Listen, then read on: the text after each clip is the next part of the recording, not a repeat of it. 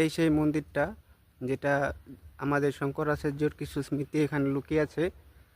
তো দেখুন বন্ধুরা কীভাবে পূজা করা হয়।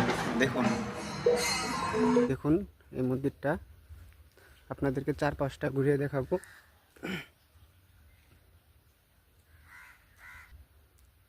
আর এই মন্দিরটা নাকি কত সাল পুরনো এটা ঠিক মানে ঐতিহাসিক মতে ওরা বলতে পারেনি, তবুও এটা মনে করা হয় যে প্রায় 1000 বছরের পুরনো মন্দির, 1000 বছরেরও মানে বেশি পুরনো মন্দির। দেখুন এই মন্দিরটা, এটা হচ্ছে প্রবেশদ্বার। আর এখানে হিন্দু ধর্মর হরিহর, শিব এবং বিষ্ণু দেবতার পূজা করা হয়। যদি মন্দিরটিও দর্শন হয়ে থাকে তাহলে অবশ্যই একটা লাইক করুন। মালয়ালম মাস মকরমে এখানে ধুমধাম ঢাক বাজিয়ে পূজা করা হয়। আপনাদেরকে ভিডিওতে